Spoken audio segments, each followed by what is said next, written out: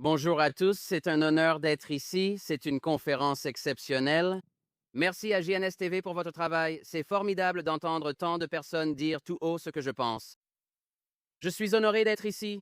Je m'appelle Josh Reinstein, président de la Fondation des Alliés d'Israël. Et ce que nous faisons, c'est que nous coordonnons les activités de 64 groupes parlementaires dans 64 pays, composés de 1600 législateurs qui travaillent dans ce que nous appelons la diplomatie fondée sur la foi. C'est lorsque les gens transforment leur soutien biblique à Israël en une véritable action politique. Et je suis heureux de dire qu'aujourd'hui, 80% des succès diplomatiques d'Israël sont dus à la diplomatie fondée sur la foi. C'est ça, oui, oui. Ce sont les chrétiens, pas les pays, qui soutiennent Israël. Et les chrétiens rallient leur pays à notre cause. Voilà pourquoi nous avons de nouveau des ambassades à Jérusalem.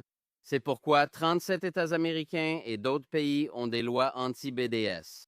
C'est même la raison pour laquelle nous avons le statut d'observateur à l'Union africaine. C'est parce que les chrétiens se sont impliqués dans le processus politique qu'ils amènent leurs dirigeants vers nous et qu'ils se tiennent fermement à nos côtés. Nous accueillons ici 3 généraux du mouvement de la diplomatie fondée sur la foi. Passons directement au sujet. J'ai de nombreuses questions. Je commence avec le pasteur Larry Huck. Il y a une rumeur selon laquelle le soutien des chrétiens à Israël faiblit, que les jeunes chrétiens ne nous soutiennent plus et que les chrétiens plus âgés commencent à se retourner contre Israël. Qu'avez-vous à dire à ce sujet? Eh bien, comme l'a dit le rabbin Goldstein, nous sommes dans une guerre de mots qui sont plus puissants que les balles et les munitions. Et nous avons des gens en Amérique qui se disent chrétiens, qui font des podcasts, etc., etc.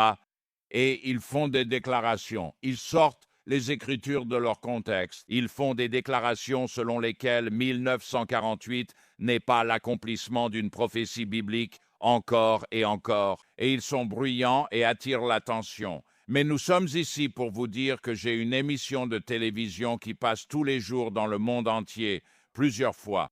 Et nous avons des millions et des millions et des millions de chrétiens à travers le monde, y compris en Amérique, qui disent ceci: nous n'abandonnerons jamais Israël, nous soutiendrons Israël. Aujourd'hui, au petit déjeuner, je portais un t-shirt qui disait « Je suis un sioniste chrétien ». Et cette dame s'est approchée de moi, les larmes aux yeux, et elle m'a dit « Ça fait tellement plaisir à entendre ». Et j'ai pu lui répondre « Écoutez, je ne suis pas le seul, nous sommes des millions. Nous allons nous faire entendre. Nous allons faire savoir à chaque politicien aux élections de mi-mandat que nous ne voterons pas pour eux. Nous disons à notre peuple de ne pas voter pour vous si vous ne soutenez pas Israël et ne prenez pas position. Et ce n'est pas à moi de le dire, mais je ne vois nulle part la Cisjordanie dans la Bible. Je vois la Judée et la Samarie, et nous n'autoriserons pas qu'elles soient divisées. Si vous êtes un homme politique ou si vous vous présentez à une élection, si vous ne défendez pas Israël de manière vocale, si vous ne défendez pas la souveraineté d'Israël et si vous ne défendez pas le droit d'Israël à se protéger, nous ne voulons pas de vous au pouvoir. Et je vous le dis, nous sommes plus nombreux qu'eux. Merci, pasteur Larry. Troy, vous êtes le président des diffuseurs nationalistes. Cela représente environ 14 000 diffuseurs chrétiens. Les gens ne réalisent pas l'importance des médias et de la radiodiffusion chrétien. Nous sommes traités de façon tellement injuste dans les médias traditionnels. Que se passe-t-il dans les médias chrétiens? Eh bien, regardez les médias chrétiens. Je pense qu'il y a toujours un très fort soutien à Israël. Les médias chrétiens touchent plus de 90% des foyers américains. Ils atteignent plus de 300 millions de personnes dans le monde. C'est la meilleure estimation que nous ayons sans prendre en compte Internet.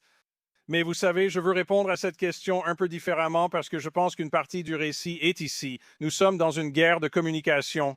Dans une guerre de communication, d'un côté, vous avez ceux qui sont les ennemis d'Israël. De l'autre côté, vos plus grands soutiens pour diffuser les messages sont les médias chrétiens et les communicateurs chrétiens qui atteignent ces personnes.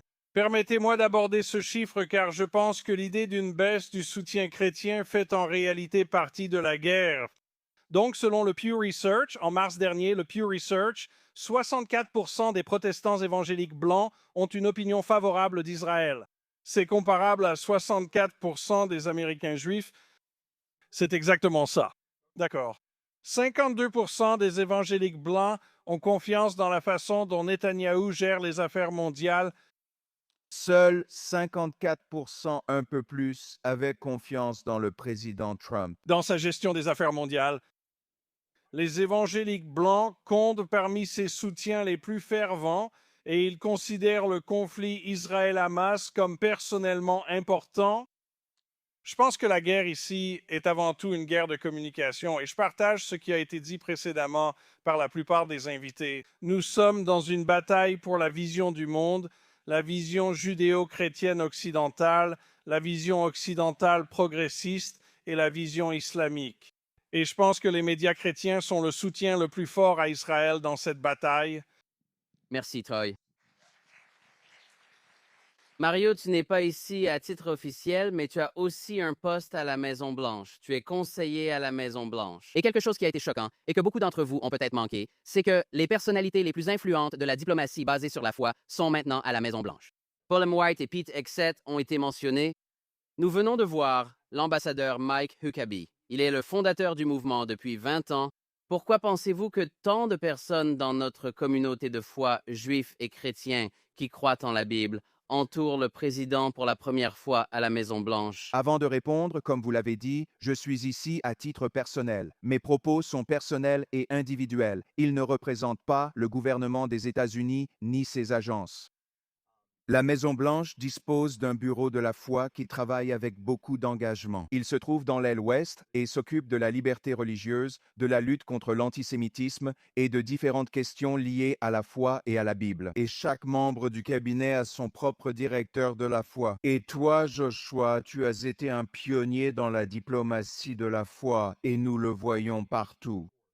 Ce que nous avons compris, c'est ce que Dieu faisait lorsqu'il a oint le président Trump pendant le premier mandat comme un Cyrus des temps modernes, que ce n'était pas une anomalie, mais un prototype de ce que Dieu faisait avec d'autres nations. Alors que nous voyagions en Amérique latine avec le président Bolsonaro et d'autres présidents du type de Trump, il y avait des conseillers spirituels autour d'eux. Et ce que nous avons compris, c'est l'importance de notre voix d'une manière diplomatique. Comme vous, Malcolm Henline, qui, sa vision était à l'origine de notre coalition latino pour Israël, comment la conférence des présidents chrétiens, représentant 2% de la population américaine, avait une influence. Nous avons commencé à réfléchir, si 30% des Américains sont chrétiens et que tous ne sont pas pro-Israël, que pouvons-nous faire lorsque nous nous mobilisons ensemble pour soutenir la nation d'Israël dans cette diplomatie de la foi? Donc, Pasteur Larry, je fais cela depuis plus de 22 ans. J'ai lancé le caucus des alliés chrétiens du Connecticut, mais ces 2 dernières années, les chrétiens ne cessent de parler de Judée et de Samarie. Ils veulent la Judée et la Samarie. Ils veulent que ce soit la souveraineté d'Israël. Ils veulent que le peuple juif soit responsable de cette terre. Qu'est-ce qui s'est passé? D'où vient tout cela? Et pourquoi tout à coup c'est la plus grande demande des chrétiens? Eh bien, vous savez, les chrétiens en parlent plus. Comme je l'ai dit, notre émission télévisée est diffusée quotidiennement dans le monde entier. Chaque jour, nous enseignons les racines juives du christianisme. Nous expliquons que Moïse était juif, Abraham était juif, le rabbin Lowe est un grand ami à moi. Et la première fois que nous nous sommes rencontrés, nous avons parlé pendant 2 heures. Et il m'a demandé, « Comment connaissez-vous la Torah ?» Parce que tout ce que j'enseigne, je l'enseigne à partir de la Torah. Et il a dit, j'ai répondu, « Parce que tout ce que j'étudie, je l'étudie à partir des racines juives. » Et il a dit, « C'est parce que la base du christianisme, ce sont les racines juives. » Et j'ai répondu, « Oui, monsieur. » Et il a dit, « Jésus n'a jamais cessé d'être juif. » J'ai répondu, « J'essaie de le dire au monde entier. » Et laissez-moi vous dire quelque chose, le monde adore ça. Les évangéliques, vous savez ce qu'ils nous disent? Nous savions qu'il nous manquait quelque chose, et ce qui leur manquait, c'était les racines de notre foi, c'est-à-dire Israël et le peuple juif. Je vais vous donner un exemple de diplomatie basée sur la foi que nous faisons tous avec la Fondation des Alliés d'Israël. Depuis 7 ou 8 ans, je vais au Brésil pour enseigner le soutien à Israël, enseigner l'amour d'Israël, enseigner sur la Judée et la Samarie, pas la Cisjordanie. Et chaque année, ils organisent à São Paulo une marche, 5,5 millions de chrétiens dans les rues. Ce sont les vrais chiffres, 5,5 millions. Lors de la dernière à laquelle nous avons assisté, Ils ont distribué 10 000 drapeaux d'Israël et plusieurs fois pendant la marche, nous nous arrêtions tous avec tous les politiciens, nous nous tournions vers Jérusalem et nous prions pour la paix de Jérusalem. Permettez-moi de vous encourager. Le monde évangélique est à vos côtés et ils sont très présents et affirment haut et fort qu'il s'agit de la Judée et de la Samarie. Je pense que la prochaine initiative que nous mènerons à Washington, nous l'avons déjà fait avec le plateau du Golan, la souveraineté du plateau du Golan. Je pense que la prochaine étape que nous verrons sera d'annoncer que nous ne l'appellerons plus jamais la Cisjordanie. Désormais, nous le reconnaîtrons toujours comme la Judée et la Samarie. Merci, Pasteur Larry.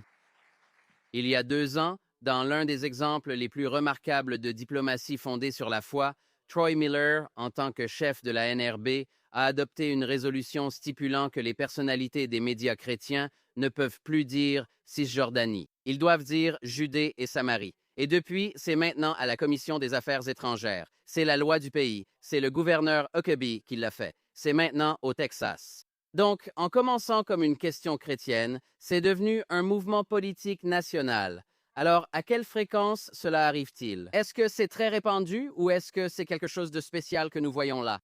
Eh bien, je pense que cette résolution était spéciale en soi parce qu'elle a vraiment trouvé un écho chez les chrétiens et qu'elle a touché tout le pays.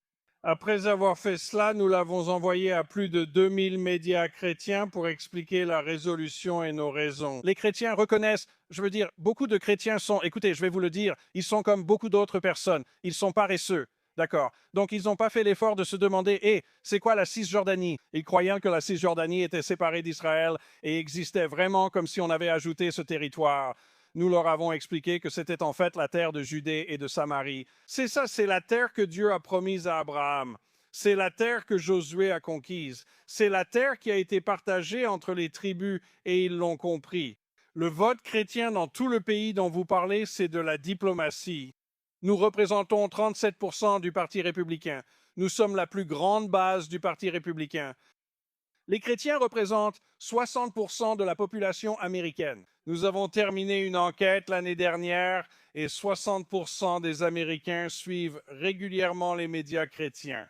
Et donc, c'est vraiment un groupe important avec une grande influence. Cela a contribué à faire avancer beaucoup de choses. Je vais vous dire, mon homologue de ce qu'on appelle la National Association of Broadcasters, qui est le grand groupe des diffuseurs commerciaux, l'a dit ainsi, nous obtenons souvent des choses. C'est une analogie avec le football américain. Nous atteignons souvent la ligne des 10 yards sans aller plus loin, alors que nos frères et sœurs chrétiens franchissent la ligne d'en but. C'est l'un de ces sujets. Merci, Troy. Nous voyons un soutien incroyable, vraiment incroyable, venant d'Amérique latine. Le Guatemala, le Honduras et le Paraguay ont déplacé leurs ambassades à Jérusalem, le Costa Rica et l'Argentine l'ont annoncé. J'organise notre conférence à Buenos Aires cette semaine avec le président Milei. Des dirigeants de toute l'Amérique latine soutiennent Israël comme jamais. Vous avez l'une des plus grandes et importantes organisations de latino-américains, non seulement en Amérique latine, mais aussi d'Américains d'origine hispanique. Et on me pose tout le temps la question, est-ce que nous voyons le même soutien de la part des hispano-américains que de la part des latino-américains chrétiens? Vous parlez des hispano-américains ici, en Amérique, aux États-Unis. Nous voyons du soutien. Ce n'est pas tout à fait la même chose à cause de certaines questions politiques dans leur pays d'origine, comme l'immigration et l'économie. Mais ce que nous voyons en Amérique latine, comme vous l'avez dit, c'est une grande vague de soutien à Israël. Nous devons être encouragés par le leadership du président Milei. J'ai eu l'honneur de l'inviter à Mar-a-Lago pour rencontrer le président Trump.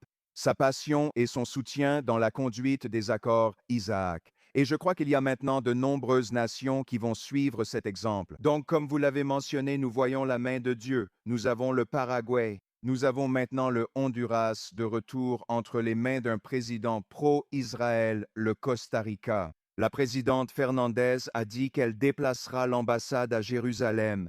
Il y a tellement d'espoir et d'attente avec ce que nous voyons en Amérique latine. Et je crois que nous allons voir cela aussi, dans une certaine mesure, au sein de la communauté hispano-américaine ici. Mais comme cela a été mentionné auparavant, comme nous l'entendons, il y a deux choses. Je me souviens que nous avons travaillé avec le rabbin Shlomo Riskin, qui était l'ancien grand rabbin d'Éphrate. Et il a dit qu'il y a 2 miracles à notre époque que nous voyons. Premièrement, c'est l'établissement de la nation d'Israël, où Dieu a ramené Israël sur la terre après 2000 ans. Et le deuxième miracle, a-t-il dit, c'est cette nouvelle alliance judéo-chrétienne. Après 2000 ans d'antisémitisme dans le monde chrétien, nous travaillons maintenant main dans la main. Et il y avait dans la Bible un passage où Israël était submergé. Le serviteur du prophète avait peur, Géasi, et Élie a dit, Père, ouvre ses yeux pour qu'il voie qu'il y a plus de gens avec nous que contre nous. Dieu est avec Israël. Les sionistes chrétiens sont avec Israël. Et si Dieu est avec nous, qui peut être contre nous? Absolument. Merci Mario. Pasteur Larry, expliquez simplement à tout le monde pourquoi Mario a dit que, au début de cette nouvelle relation entre Juifs et chrétiens au 21e siècle, il a fallu beaucoup de confiance des deux côtés. Et vous étiez un peu au milieu. Vous aviez la confiance du côté juif, vous aviez la confiance de l'autre côté, vous avez participé à la marche en vivant avec le rabbin Lau, vous avez rencontré Donald Trump, vous êtes ami avec notre premier ministre Netanyahou. Qu'est-ce qu'il a fallu pour que les Juifs vous fassent confiance, mais aussi pour que les chrétiens vous fassent confiance afin de combler cet écart? Eh bien, c'est quand je parle beaucoup. Nous travaillons beaucoup. Notre ministère travaille beaucoup avec le gouvernement d'Israël. Nous travaillons beaucoup avec Karen Hizos en réalisant des projets ici. En conséquence, je voyage beaucoup pour Israël et nous nous adressons à des foules mixtes, juifs et gentils. Et je termine toujours tout ce que je dis aux Juifs par ceci. Premièrement, nous n'essaierons jamais de vous convertir. En fait, nous avons besoin que vous soyez encore plus juifs demain que vous ne l'êtes aujourd'hui, parce que le judaïsme, les enseignements de Moïse, sont le fondement de la civilisation. Alors, les gens me demandent tout le temps, des Juifs, avez-vous un agenda caché? Oui, j'en ai un. Ma fille là-bas est célibataire et elle a besoin d'un bon garçon juif. Elle va me tuer pour ça. Alors on termine toujours là-dessus. Premièrement, on n'essaiera jamais de te convertir. Je lis la Bible. Dieu a donné une alliance au peuple juif et il a dit que c'était pour toujours. J'ai cherché le mot pour toujours en hébreu. J'ai cherché le mot pour toujours en anglais et en latin de cuisine. Et le mot pour toujours signifie une alliance avec Dieu pour toujours. Nous, en tant que chrétiens, sommes greffés à vous. Restez juifs et soyez encore plus juifs. Nous avons besoin de vous. La deuxième chose, c'est que je vous fais une autre promesse. Nous ne vous abandonnerons jamais, peu importe. Nous serons à vos côtés. Nous serons aux côtés de la nation d'Israël. Nous nous opposerons, et beaucoup de mes amis juifs disent qu'ils en ont assez d'entendre parler d'antisémitisme. C'est devenu comme un robinet qui goutte. C'est de la haine contre les juifs. Et nous serons à vos côtés pour la nation d'Israël, pour la Judée et la Samarie, contre la haine envers les Juifs. Si je peux me permettre une petite licence politique, la Bible dit qu'une corde à 3 brins n'est pas facilement rompue. Je crois que la corde à 3 brins ici ce soir, avec cette conférence et partout dans le monde, c'est Dieu, le peuple juif et les évangéliques. Et j'ai lu la fin du livre, nous allons gagner, nous sommes à vos côtés.